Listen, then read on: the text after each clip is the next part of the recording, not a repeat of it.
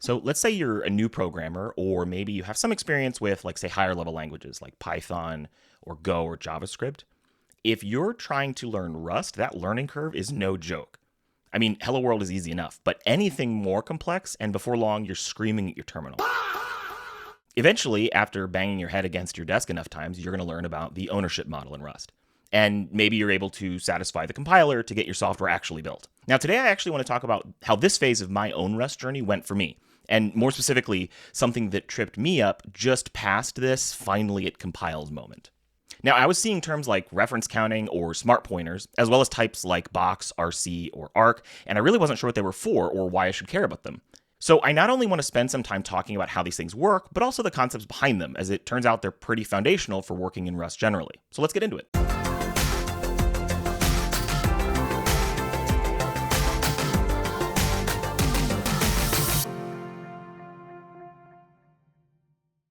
So you've probably heard Rust is very memory safe, but what does this actually mean? In contrast, languages like C will let you do very unsafe things with memory. The classic example is use after free. You can access memory in C that has already been freed or deallocated. Now, Rust won't let you do any of these sort of classic memory bugs, but it's hardly the only language that does this. For example, Go, Python, and JavaScript that I mentioned earlier also don't allow you to do this. But the way they accomplish this is they use a concept called garbage collection. And what this does is it keeps memory safety, but it takes a performance hit at runtime to sort of clean up these allocated resources. So the programmer doesn't really have to worry about any of this at all. Now, Rust takes a very different approach. What it does instead is it validates memory safety at compile time. The resulting binary is still safe, but it doesn't have this runtime performance hit that a garbage collected language does. Now, of course, the downside is the programmer now has to sort of adhere to the Rust model. Now, this is one of the biggest reasons, if not the biggest reason, for Rust's very sharp learning curve. It really forces you to think about something that these garbage collected languages often don't, which is the lifetime of every bit of memory that your program allocates. So first, a refresher on stack versus heap memory, as this really kind of forms the basis for why smart pointers and reference counting is even needed in the first place. So unless you're working in sort of like an embedded context, all programs need an operating system to allocate memory for them to use. Now, this memory is allocated in one of two ways. First, let's talk about the stack. So this is actually allocated by the operating system once a new process or thread starts. Now, it's usually a relatively small amount of memory. For instance, Linux's default stack size for a new process's main thread is 8 megabytes. So within this, programs dynamically allocate stack frames for storing things like values of a known size, arguments to functions, and return addresses. And then they clean these frames up when they're no longer needed so that other stack frames can use that space. You can kind of think of the stack as sort of like the default. It's possible to build a program that uses nothing but stack memory, but you really can't build a program that doesn't use any stack memory. It's really the nature of how programs are executed on modern operating systems like Linux. Now, the heap is quite different. It's allocated from only on demand. Your program will request a certain amount of space to be allocated at runtime when it needs it. Now, this amount can be quite large if needed, and many allocations can be made provided your operating system allows for it. For example, in addition to physical RAM limitations, there might be a per process memory limit.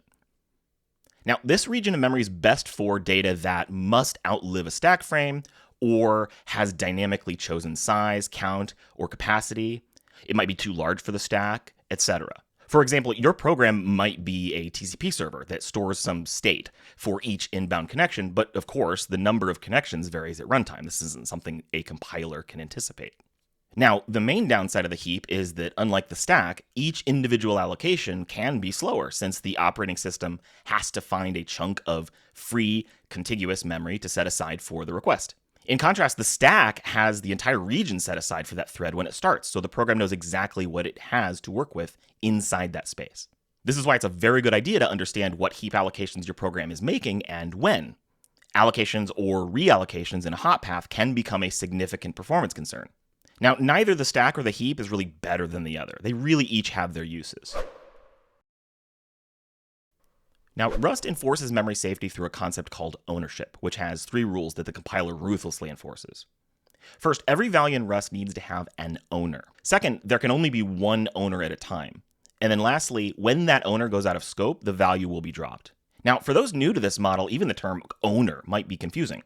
I think a lot of people struggle with this when learning Rust, including myself. What exactly are we even talking about when we say a value has an owner? Now, a perhaps less precise but still useful way I've found to think about it is that the owner of a value is the scope for which that value should remain valid, and after which it should be dropped.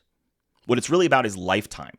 The lifetime of a system resource like memory needs to be something that the compiler is able to either directly or indirectly verify is exactly what it needs to be. This means that if you want to use a value outside its current owner, you must do one of two things. One is to move the value into a new scope. Now, this changes the owner. A common example is passing a value into a function as a parameter. Here, the string variable message is moved into the function print message. And what this means is that print message is now the new owner. When that function print message ends now, that value is actually dropped, and the main function can no longer use it. Now, the other option is to keep the value in the current scope, but lend it to another scope using a reference. In other words, the new scope borrows the value. This is what's being done here. Here we've passed message by reference into the print message function, which means it remains owned by the main function. References are similar to pointers, which you may have seen in other languages, but an important distinction is that the Rust compiler verifies that the reference lives as long as it needs to. Now, references are verified at compile time by tracking the lexical scope of their owner, provided this is something the compiler can determine statically from the code structure. But there is a limit to this. In many cases, a value's liveness is determined from runtime state, not necessarily lexical scope alone. This state might often deal with values on the heap, which again is allocated at runtime. But if the heap is allocated at runtime, how is Rust able to verify the lifetime of heap allocated resources at compile time? The answer lies in something called smart pointers. Smart. Very smart. So the role of smart pointers is to provide a safe API through which you can store data on the heap, and to ensure that the rules of ownership and borrowing apply equally to that data as it would naturally for data on the stack. This is a crucial layer of indirection. The smart pointer itself is what has to appease Rust's compile time checks, but its internals maintain these invariants when compile time's over and the program's actually running. Now, there are several different types of smart pointers in Rust, each for a different purpose and with different rules and implementation details. However, they tend to have a similar general shape. It's usually small, and it usually has just a few fields at most, the most important of which is a raw pointer to the region of heap memory that it represents. Now, smart pointers can be stored on the stack, but they also might be stored on the heap itself. For example, maybe a smart pointer is used in a struct that is itself stored on the heap using another smart pointer. Now, as smart as the Rust compiler is, there's only so much that it can verify the safety of at compile time. No compiler can, through static analysis, for instance, know how large every HTTP request will be or when every TCP connection will close. These are all just very dynamic events that have to be handled by a runtime implementation. So at some point, the compiler has to rely on this runtime implementation doing the right thing. Now, inherently, this involves a few operations the compiler is not able to verify are safe, such as asking the operating system for some memory and writing data into it through a raw pointer. And for this reason, smart pointers often involve usage of the unsafe keyword under the covers for these operations. Now, the key point here, though, is that none of this filters up to the public API that you consume. The authors of these types in the standard library have taken on the responsibility for maintaining Rust's ownership invariants themselves, which is really the entire purpose of the unsafe keyword. Now, again, the good news is that all of this is contained within the implementation of these smart pointers so that you don't really need to worry about this at all when you use them. Now, let's discuss a few concrete smart pointers in Rust. First, the box type is the simplest way, really, to store generic data on the heap in Rust. Now, when you create a boxed value, two things happen. First, a heap allocation is made to store that value. Then, the actual box pointer itself is created. And again, this is really just a struct, but it has a raw pointer to that heap allocation that was just made. Now, this creates a very tight coupling between the pointer itself and the heap data that it points to. It expresses this unique, very one-to-one ownership relationship very clearly in a way that the compiler can understand and verify, and then that naturally extends to the heap allocation, not really just the pointer itself. Another thing to keep in mind is that smart pointers like box are themselves really just a struct with a fixed size, regardless of the size of the heap data that it's pointing to. This means it can be used in situations that require a known fixed size type at compile time, such as trait objects, or if the smart pointer needs to be stored in a vec. Smart pointers also implement the deref trait, which allows us to, in many cases, treat them directly as the inner type they contain. In this example, we can access the ABS method, which returns the absolute value of an I32, even though foo is technically a box wrapper around I32. Finally, and perhaps most importantly, when the box goes out of scope, it automatically frees the region of heap memory it was pointing to. And this is made possible by another Rust trait that smart pointers implement called drop. And what this does is it allows a type to specify a custom destructor that runs when an instance of that type is about to go out of scope. One of the most intuitive examples of this kind of custom destructor being used for things other than just freeing memory can be found in Rust's mutex implementation. So when you acquire a lock from a mutex, and you might see this in your IDE if you have type hints turned on, it actually returns a different type to you. It's called a mutex guard. Mutex guard actually implements this drop trait, and what it does is it ensures that when that type goes out of scope, it unlocks the parent mutex automatically. So you as the programmer don't have to explicitly unlock it if you just need that lock to last the entire scope. Now, in the case of smart pointers, they use this trait to ensure that anything allocated on the heap is cleaned up as needed before the smart pointer itself is dropped. These examples follow a well-known programming paradigm used in other languages called resource acquisition is initialization, or RAII. It's the idea that the lifetime of a system resource should be directly tied to the lifetime of an object. You'll find plenty of other examples of this pattern in Rust. For instance, when a network socket type goes out of scope, the drop implementation for that will actually close the underlying file descriptor. Personally, this concept always reminds me of the domino power from Dishonored 2. It basically allows you to link multiple enemies together in such a way that anything you do to one automatically happens to the other as well. And now I can't avoid thinking about this when I think about smart pointers. And also when I play the game, I can't stop thinking about smart pointers. Sorry if that happens to you as well. Now, as far as smart pointers go, Box is one of the more straightforward ones to understand. Remember, it expresses a unique ownership model between the pointer and its value on the heap. This is a very useful property in many cases, and it seems to be perfectly in alignment with rule number 1 of Rust ownership. Remember our simplistic way of defining a value's owner? It's the scope that contains a value, such that when the scope is over, that value should be destroyed. In other words, what defines how long a given value should be valid for? A data structure like a tree is very well served by this unique ownership model. Each node has at most one parent, so the owner of each node's value is its parent node, and so on and so forth until you get to the root of the tree. Again, in this context, a node's owner is really just the thing that defines how long that node should be alive for. And in this case, since we have one parent, we can easily just tie the lifetime of a child node to the lifetime of its parent by using a box to refer to the child from the parent node. When the parent node is dropped, so are its children automatically, which then drops those children's children and then their children's children and so on and so forth. However, not all data structures work as well with this kind of an approach. Imagine instead of a tree, you have a graph data structure like a DAG, where a node can have multiple parents.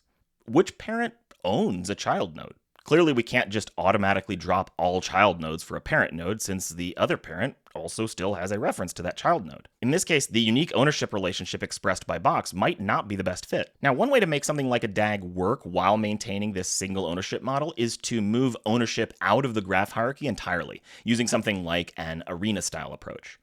So instead, we could store each node in a vec. This is similar to a box in that it is a smart pointer to the heap, but vec allows us to store a list of values instead of just one. Now, we can store each node in this vec, and then each node refers to its children by indices into this vec. And then in this case, no node actually owns another. The nodes are all equally owned by the vec, and in turn, whatever owns that. The graph hierarchy is now separate from the ownership hierarchy. However, you now have to explicitly address the question of what should happen when a node is no longer referenced by index from another node. For instance, do you keep these around? For how long? If you do remove them, when do you do this? In a sort of garbage collection style pass or some other event. Keep in mind that all of this will probably require some allocations of their own when you make changes to the underlying vec, unless you over-provision the vec with some large capacity, but then you have to essentially make your own allocator within that. So in short, there are good reasons and use cases for an arena-style approach, but they do come with trade-offs.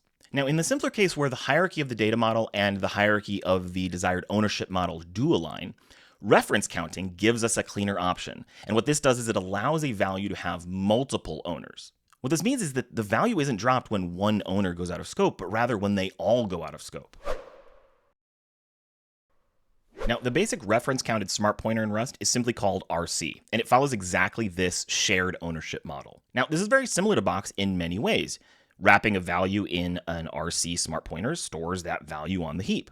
It also implements deref and drop traits. This is kind of the canonical definition of what a smart pointer really even is in Rust. It also uses unsafe under the hood, but it provides a safe API for us to consume. So again, like a box, when you create an RC, it allocates some space on the heap for the contained type.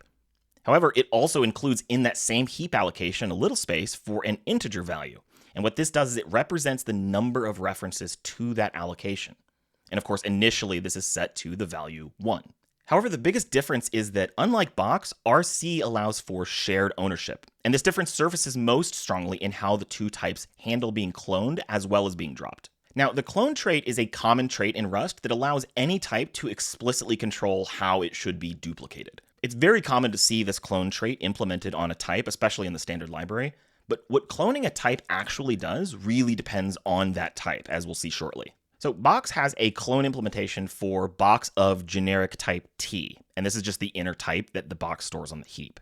In your mind, you can replace T with whatever type you place inside the box. It's just a generic parameter. However, this implementation adds a trait bound that requires that this inner type also implements clone.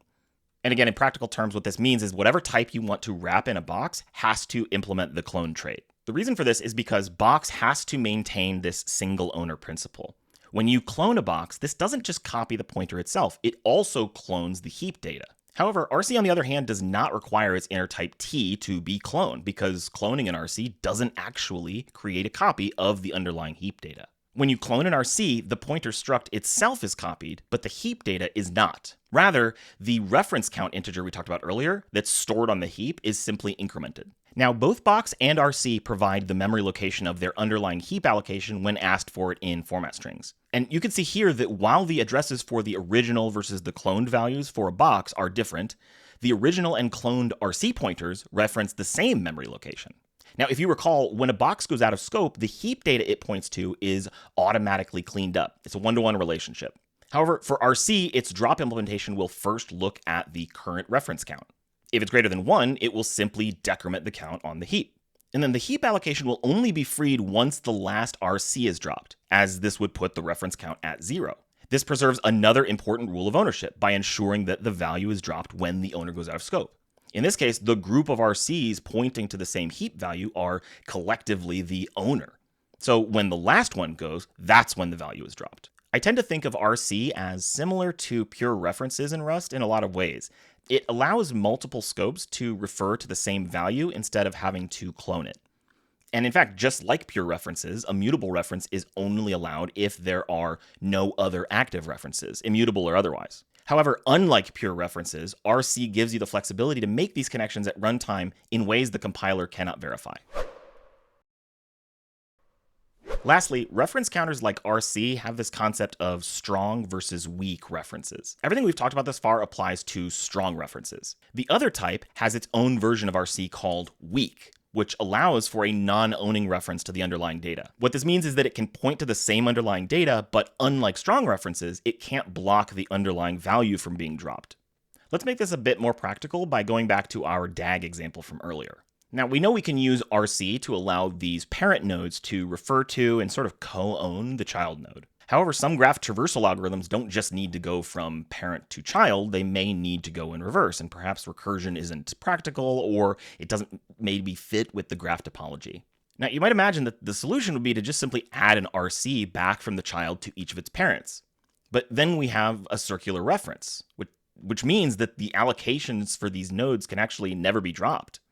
So weak gives us an option to have strong references from parent to child, but weak from child back to parent. And this would allow the parent values to be dropped even though there are children referring to them, which breaks the reference cycle. Now, there's one very important wrinkle with RC, and that is it's not safe to use when dealing with access from multiple threads. For example, two threads which refer to the same underlying heap data could result in a data race where one thread might free the value while another thread still thinks it incremented the count. This is because a simple increment of a normal integer type like usize actually happens in 3 discrete steps: read, modify, and then write. Now, if 2 threads do these operations at roughly the same time, it's possible for one of the updates to overwrite the other. For this reason, RC actually has an explicit negative trait implementation for both send and sync traits, and this ensures that it's never used in a multi-threaded context. Arc, on the other hand, performs reference counting in a thread-safe way. It essentially works the same as RC, but instead of a plain integer, Arc uses an atomic unsigned integer for representing the reference counter. Now, atomic operations rely on CPU instructions that provide read, modify, write behavior as one indivisible operation. Now, using atomics or types like Arc that use them under the hood do come with a cost. It requires extra coordination at the hardware level. So RC should still be your default, and use Arc only if you're working in a multi-threaded environment. So I hope this was a useful introduction to smart pointers and reference counting in Rust. This was one of the things that I struggled with early on when learning Rust because my background was primarily in higher level languages that really didn't force me to consider these things. If this helped you, please do like this video and consider subscribing to my channel. It not only helps people discover my videos, but it also gives me a signal to keep putting more effort into content like this. Thanks for watching.